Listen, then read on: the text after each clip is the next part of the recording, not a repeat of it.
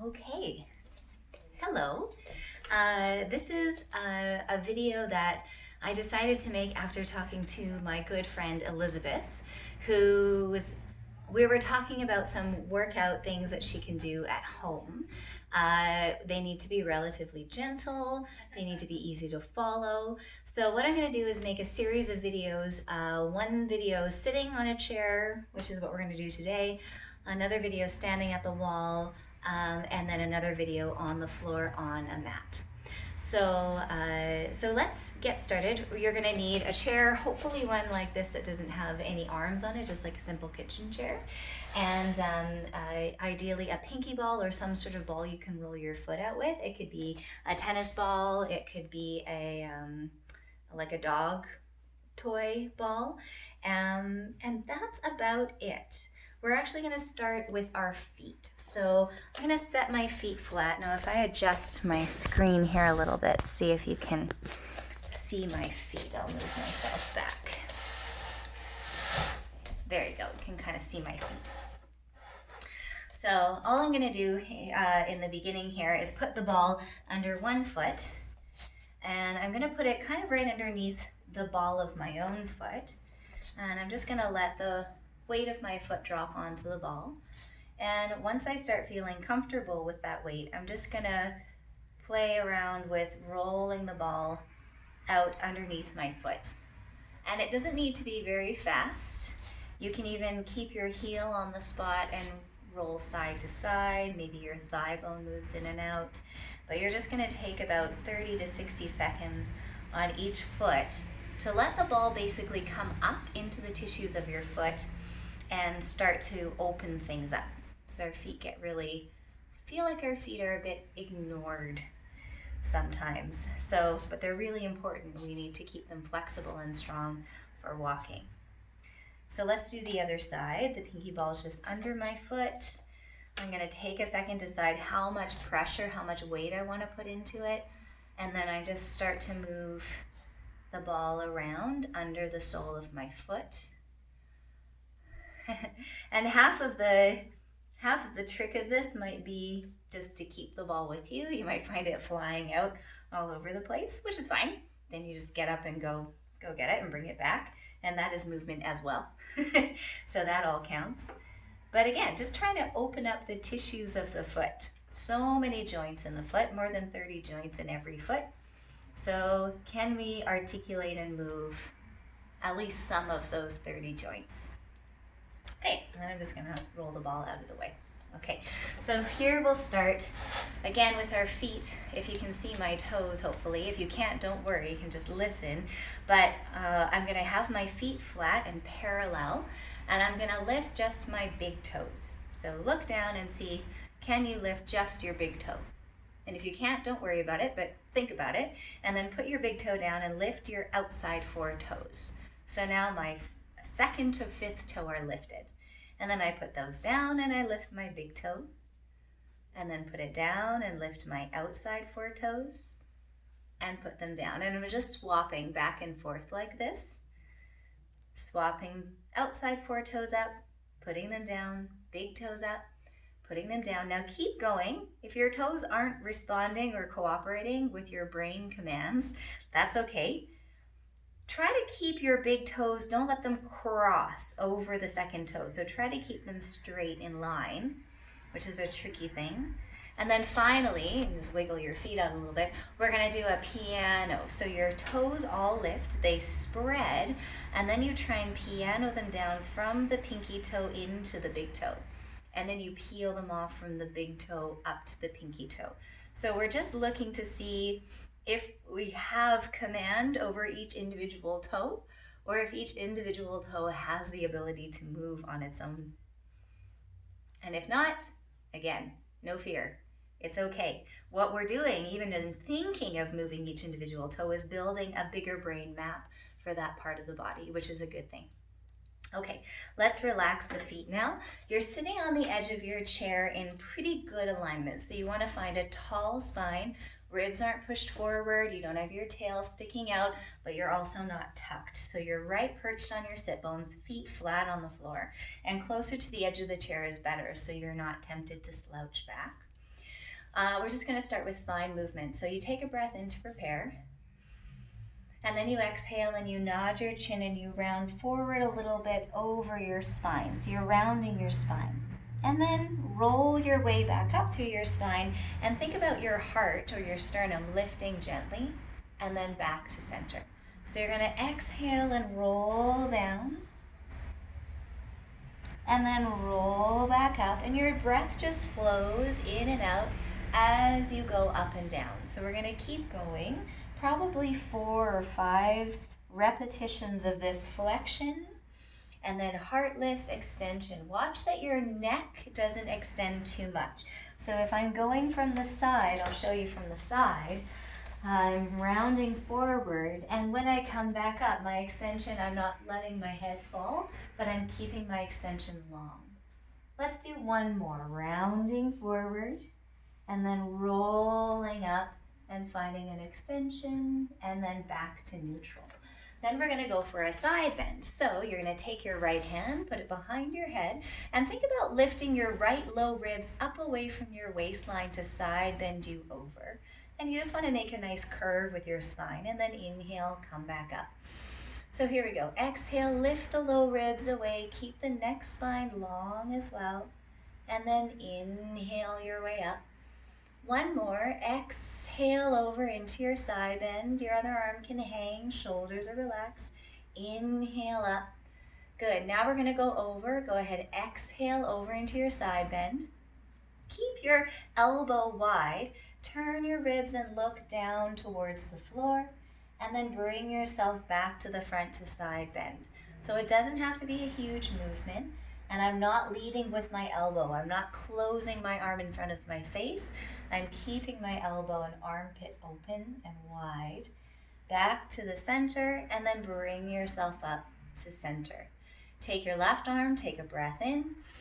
Same thing, just the side bend, lifting the low ribs away from the waist, finding a nice arc over, and then inhaling your way to a tall spine.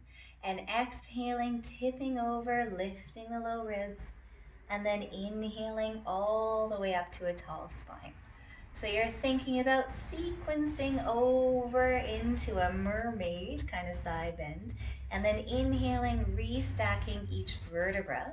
Let's add the rotation. So you're going to side bend gently, keep your spine long, turn your ribs and your eyes to look to the floor, and bring yourself just to your side bend. Don't come up yet.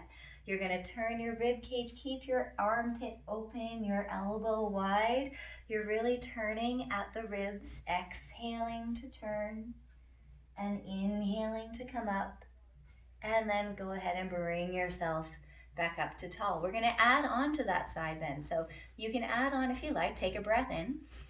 Exhale over into your side bend just like you did before. If you want to stay here and breathe into the stretch, it feels good, go ahead. If you want, bring your top arm up and then let your head look down at your left arm. So the right arm up, left arm down, and then you're just going to circle the bottom arm if you like. Breathe into the stretching side, careful of your alignment, ribs aren't pushing forward. Then turn your head back to the center and just ease your spine back up to straight. And then we'll switch to the other side. So take a breath in. Go ahead and side bend over to the right. Find that nice curved spine. If you like, stay here or lift the left arm to the ceiling. Watch, both shoulders are easy. Turn your head over the bottom arm and circle the bottom hand a couple times one way, maybe a couple times the other way. This is all really gentle. Don't push through anything. Bring your head back, bring your arm back, and then bring yourself back up to straight. Good. Cross your arm or your hands across your sternum. This is the last big spine one we're going to do. Take a breath in. I'm going to twist my spine to the right, one vertebra at a time from the bottom of my spine up to the top. So I'm tracking up my spine. Take a breath into your twist. And then exhale, return back to the center, one vertebra at a time. So you're starting bottom up to top to the left. Take a breath in. And exhale, one bone at a time, takes you all around. Doesn't have to be a big rotation. Breathe in at the top. Exhale from the bottom. Move your lower spine first and then up through your waistline, through the ribs, through the neck, through the head. Take a breath in. Repeat to the right. So your spine is twisting from the very bottom and you're walking up your spine. Breathe into your twist. And then exhale, return to the center. Walk back up your spine to find your center line. Take a breath in. And then exhale and twist. One vertebra at a time.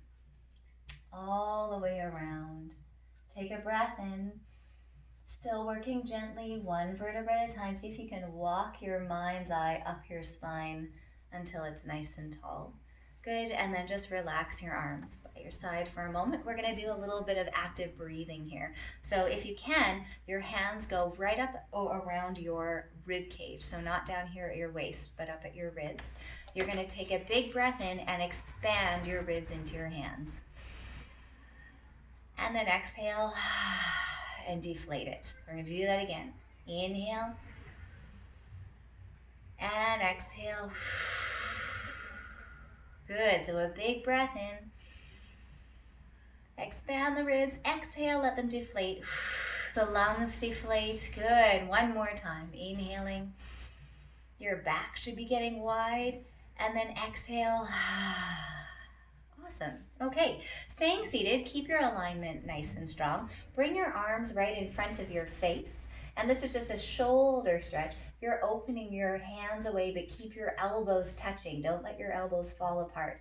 And we hold here for 10, 9, 8, 7, 6, 5, 4, 3, 2, 1. Bring your elbows in, relax your arms down. We're gonna do that one more time. I'll show you from the side. Careful that your arms aren't down here. Ideally, they're at about a 90-degree angle and sitting fairly tall in a neutral position. And then I'm gonna go ahead and open my hands apart. And try not to let your shoulders lift, but keep your shoulders down. So we're here with elbows together, hands apart for 5 and 4, 3, watching your spine alignment. 2, not sinking into the pelvis, not pushing the ribs forward, shoulders down. And then bring your arms in and relax them. So actually quite a lot of work. Bring your hand, let's do the left hand out in front because the right hand's gonna do the work. So I create a big stop in the name of love hand. I'm gonna take my right hand and pull my index finger back. And as I'm stretching my index finger back, all 5 fingers stay splayed. So don't let your fingers curl. Open them up, open your palm.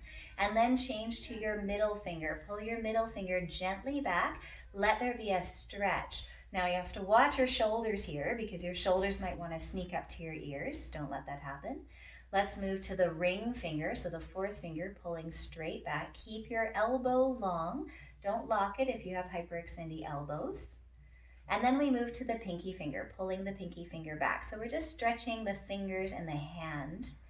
Pinky finger back, hands or other fingers are still open, and relax that hand, give it a shake. And then of course you repeat on the right side. So I'm gonna use my left hand to gently draw my index finger on the right side back. And I'm just pulling back and keeping the other fingers nice and splayed.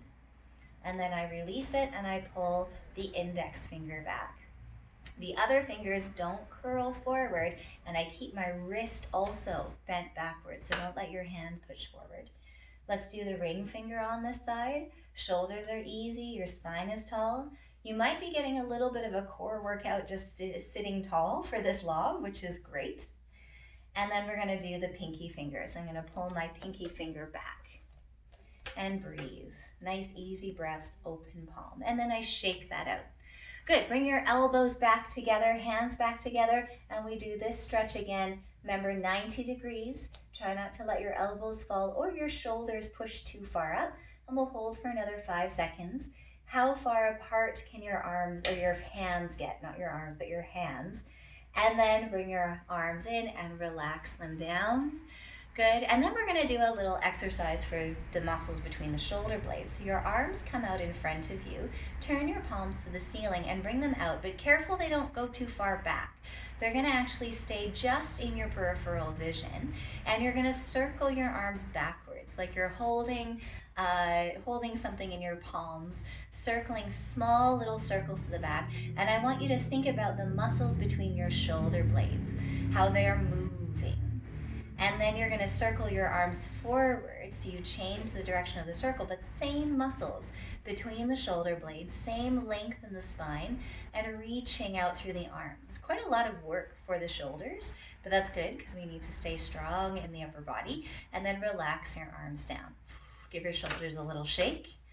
All right, we're gonna do the finger stretches again, but this way this time. So instead of the palm or fingertips pointing up, they point down, and I'll start with my pinky finger. So my right hand is gonna pull my left pinky back.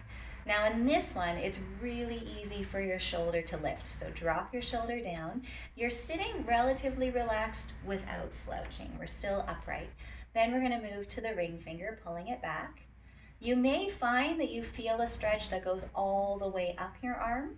That's fine, be gentle. Let's do the middle finger. Keep the palm open, don't let the other fingers curl. This one I feel all the way up the front of my forearm, or the back of my forearm. Actually, it's the front, this part. And then we'll go index finger, letting the index finger pull back, keeping the shoulder down, try to keep the neck relaxed. And then I'm gonna relax that arm. We don't stretch our arms and our fingers and hands very much. We probably should. Considering how much technology we use, let's do the pinky finger. Considering how many fine motor movements we do with our phones and iPads and typing and all that stuff, texting, let's do the ring finger. We probably should give our hands and wrists and arms a little bit more love. So we're doing it. Here we go. Middle finger pulls back. Shoulders are easy. I'm keeping my elbow long without hyperextending it, opening my palm.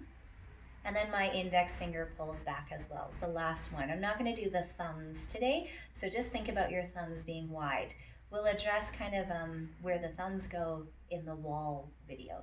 And then relax your arms. Okay, that same workout for between the shoulder blades. Bring your arms up, maybe take an inhale here. On your exhale, palms down and their palms face the floor, arms to the side. Just start making mini circles with your fingertips on the walls on either side of you. Grow a little bit taller in your chair.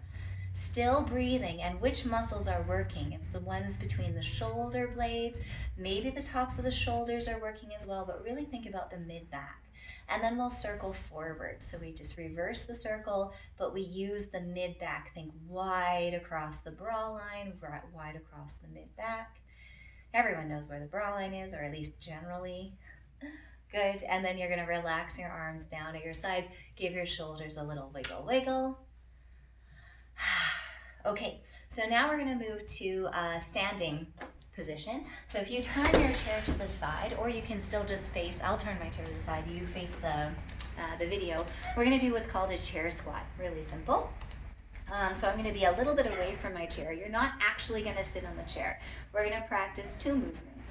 One movement is simply bending the knees a little bit and straightening. So a little bend and straight. Should be just the tiniest little bend, and my spine stays neutral. Then I'm gonna go into a little bend, and then my hips hinge back in space, like I'm gonna sit, and then I bring myself back and straighten my knees. So it's two separate movements, little knee bend, then a hip hinge, then bring my pelvis back upright, and then push through my heels to stand. Now I am trying, keep going, little knee bend, hip hinge, reverse the hip hinge, reverse the knee bend. I'm trying to keep my heels relatively anchored into the floor, maybe a bit more weight in my heels than in the ball of my foot. And that just gives me a better sense of activation in the backs of my legs. So some of these exercises are modified and inspired by Katie Bowman's book, Dynamic Aging. She's got tons of amazing exercises in there. And this is one of them, but we're gonna now make it a little smoother. So go into a full squat, and then come up. And by full squat, I don't mean that you go down far. I just mean that the knee bend and the hip hinge happen simultaneously. So I'm allowing my knees to bend, but I'm also hinging my hips back right away. And I am trying to keep my shin bones, so this is where the Katie Bowman form comes in, shin bones staying vertical. So that way my weight stays through my heels, and I am using quite strongly my hamstrings and my glutes, the backs of my legs, to bring myself back up to straight. And probably we're going to aim to do 8 to 10 of these, maybe 12. You can start to go down lower and lower over the weeks that you're working on it. So it's going to take time. If at first your squat is very tiny, that's perfectly fine. The amount of movement is less important than the form. Okay, let's just do one more.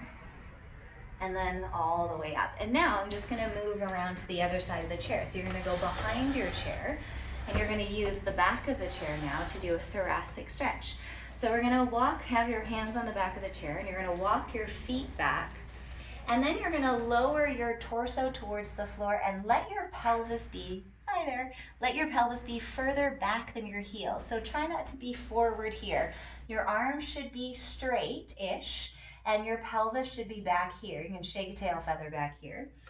And then I want you to see if you can relax your quadriceps, your front thigh muscles, and you should feel a stretch in the back of the legs.